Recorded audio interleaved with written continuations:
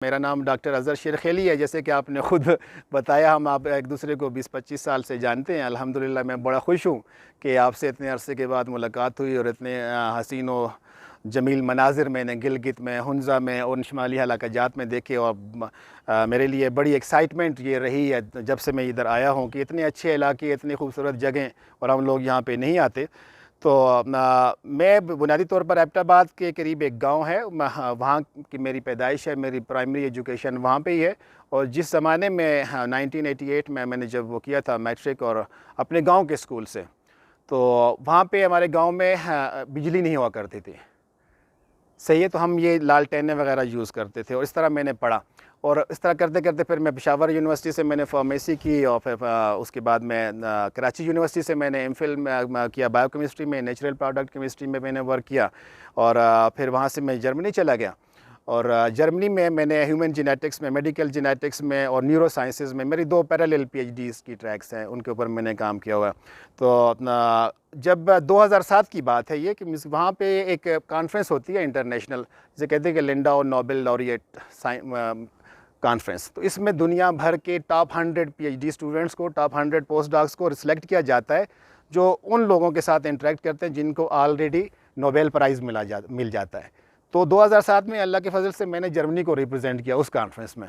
तो मेरी पीएचडी उस वक़्त वहाँ पे जारी थी। तो मुझे बड़ी खुशी हुई कि एक वो बंदा को जो एक पाकिस्तान के एक दूर दराज के गांव में पैदा हुआ, उस गांव में जहाँ पे वो बिजली नहीं थी, और वहाँ से मैंने पढ़ा और फिर मैंने हर जगह पे मेहनत करके आगे गया। और फिर एंड पे जब मैंने अपने पीएचडी का थीसिस वहाँ पे डिफेंड कर रहा था, तो मैंने ये बात अपने पीएचडी डिफेंस के बाद कि जो टॉक होती है, क्योंकि जब आपको डिग्री अवार्ड हो गई, आपको ये हो गया, वहाँ पे कल्चर है कि वो प्रेजेंटेशन है, कहते हैं कि आप थोड़ी सी तकरीर करें कि आपने ये क्या काम किया। मैंने उन लोगों को बताया कि मीन्स कि मैं तो एक ऐसे बैकग्राउंड से आया हूँ, तो बिलीव में कि वो बड़ी देर तक वहाँ पे पूरा ग्रुप इकट्ठा हुआ था। मीन्स कि 10-15 मिनट वो क्लैपिंग करते रहो, कहते वी कांट बिलीव इट, हमें यकीन नहीं आता।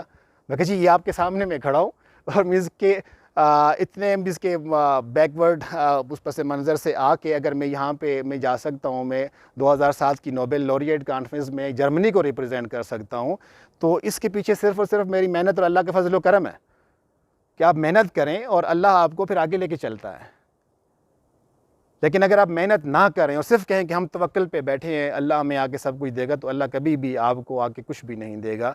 इवन अगर आप रूटीन की मेहनत नहीं करते तो आपको अल्लाह रिज़्क, रूटीन का रिज़्क भी नहीं देता।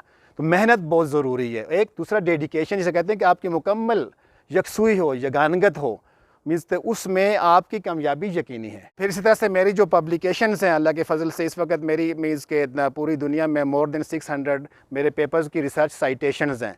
रिसर्च साइटेशन इस चीज़ को कहते हैं कि दूसरे साइंसदान आपकी रिसर्च का क्या हवाला देते हैं।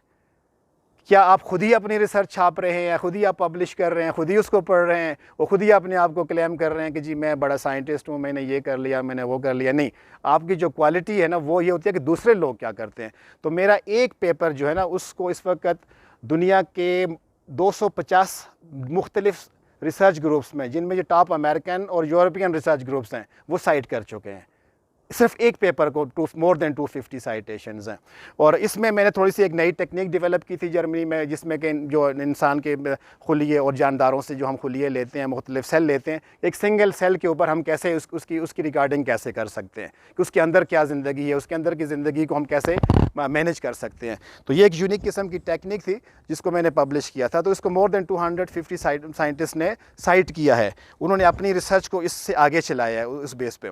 तो ये आपकी क्वालिटी होती है। और दुनिया के जितने भी टॉप रैंकिंग जर्नल्स हैं, नेचर है, रिसर्च में सेल है, सारे इनमें अल्लाह के फजल से मेरी जो रिसर्च है वो रिपीटेडली साइट हुई है। मैंने even Pakistan journal of pharmaceutical sciences में अपना वर्क पब्लिश किया। उसको भी अमेरिकन की जो FDA है, फूड एंड ड्रग एडमिनिस्ट्रेशन है, उसको एज ए रेफरेंस लिटरेचर के तौर पे उन्होंने रखा हुआ है। तो ये चीज़ एक बहुत बड़ी मीन्स कि मुझे एक सेटिस्फेक्शन देती है, मीन्स कि मैंने काम किया। लेकिन एट द सेम टाइम मैं ये कहता हूँ कि मैं कोई इतने बड़ी कमाल की चीज़ नहीं हूँ कि मैंने ये काम कर लिया।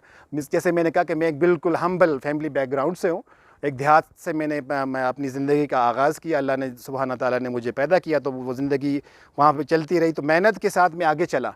तो मैं ये कहता हूँ कि पाकिस्तान के जो बाकी दूर दराज के इलाके के लोग हैं, जो बच्चे हैं, जो बच्चियाँ हैं, जो लड़के लड़कियाँ हैं, वो इस चीज़ को ना समझें कि मैं कोई गिलगित में है तो पता नहीं हम बहुत ही बैकवर्ड है। ऐसा नहीं है। गिलगित में बिजली है, इंटरनेट है, सब कुछ है। मेरे गांव में तो ना बिजली थी ना इंटरनेट का तो नाम भी हमने नहीं सुना था। तो वहाँ से चला और हार्डवर्क जो अवेलेबल जो फैसिलिटीज़ से उसको मैक्सिमम यूज़ किया अपने इल्म के लिए। मीन्स कि मैंने वो अपने आप को एक डब्बा नहीं बनाया कि मैंने जस्ट एक पेपर मीन्स के क्लास का कोर्स पास करना है रट्टा लगा के या जैसे भी करके। मैं कहनी किताबों को पढ़ो, आप किताबों को आप तनकीदी नज़र से पढ़ो। मैं खुशकिस्मत रहा कि मुझे ज़िंदगी के इन मुख्तलिफ़ स्टेजेस पे बहुत अच्छे टीचर्स भी मिले जिन्होंने मुझे गाइड किया कि उस माहौल में कि नहीं सिर्फ ये नहीं पढ़ के बस ये एग्ज़ाम नहीं पास करना है, आपने ख़ुद जो है ना वो क्या करना है, ख़ुद इस काबिल होना है कि कभी ये आज आप दूसरों की किताबें पढ़ रहे हैं ना तो कल का आप ख़ुद किताब लिखें। तो अल्लाह के फजल से वो जो पैशन था, वो जो जज्बा था, अब मेरी रिसर्च को दूसरे लोग रेफ़र करके अपनी रिसर्च आगे करते हैं। तो अगर मैं ये कर सकता हूँ तो आप लोग मुझसे ज़्यादा कर सकते हैं। क्यों कि अब आपके लिए दुनिया के लिटरेचर को सर्च करना वह वैसा नहीं रहा जैसा कि हमने किया। मैंने जब कराची यूनिवर्सिटी में अपनी पीएचडी का, यहाँ पे भी मैंने एमफिल पीएचडी का एक सिलसिला स्टार्ट किया था कराची यूनिवर्सिटी में, तो वहाँ पे भी हम जब लिटरेचर सर्वे करते थे तो इंटरनेट की कोई फैसिलिटी नहीं थी। 3 महीने हम लाइब्रेरी में बैठ के मेरे घुटनों में दर्द हो गया कि भाई हम एक उसको रिसर्च एब्स्ट्रैक्ट को, जर्नल को देखें कि हमारे टॉपिक से मतलब कुछ लिखा हुआ तो नहीं है। जो 3 महीने का काम मेरा एक सिनॉप्सिस लिखने के लिए हो, अभी आप 3 मिनट में कर सकते हैं। एक टॉपिक को आप डालें, आपको गूगल पूरा के पूरा बता देता है कि दुनिया में किस बंदे ने इस टॉपिक के मतलब क्या कहा। तो इतना आसान हो गया है। तो इस चीज़ से हमें, हमारी नस्ल को, हमारे लोगों को फ़ायदा उठाना चाहिए। दुनिया ने जहाँ भी तरक्की की, आप ये देख लें, फ़िनलैंड एक छोटा सा मुल्क है, फ़िनलैंड यूरोप का। आपने यकीनन नाम सुना होगा या नहीं सुना होगा, अक्सर लोगों ने नहीं सुना होगा कि फ़िनलैंड भी कोई मुल्क है। नाम लोग सुनते हैं अमेरिका है और ये जर्मनी है या यूके है या फ़लाना या रशिया है। फ़िनलैंड एक छोटा सा मुल्क है जिसको आप दुनिया का मैप अगर अपने सामने रखें आप तलाश नहीं कर सकते। लेकिन मैं आपको ये बताऊं कि नोकिया मोबाइल का नाम सब ने सुना हुआ है। कि नोकिया जो कंपनी है ये फ़िनलैंड की कंपनी है और इसकी जो सालाना इस कंपनी की इनकम है वो पाकिस्तान के मजमूई कौमी बजट से दुगना है। और ये सब कुछ इसलिए मुमकिन हो सका कि उन्होंने इसके ऊपर तहकीक की, उन्होंने अपनी टेक्नोलॉजी को डेवलप किया। तो उनका मोबाइल पूरी दुनिया यूज़ करती है। फ़िनलैंड का नाम किसी को आए ना आए, नोकिया की क्वालिटी ख़ुद बोलती है कि ये किसी अच्छी कंपनी ने बनाया। तो यही काम हमारे यहाँ लोग बैठ के भी कर सकते हैं, बशर्ते कि वो मेहनत करें, वो ईमानदारी की तरफ आ जाएं। वो इस चीज़ को छोड़ दें कि मैंने फ़लाने की सिफारिश लेनी है, मैंने फ़लाने की को रिश्वत दे के जॉब लेनी है। इस चीज़ से निकलें तो ये दुनिया जो है फिर आपके कदमों में होती है।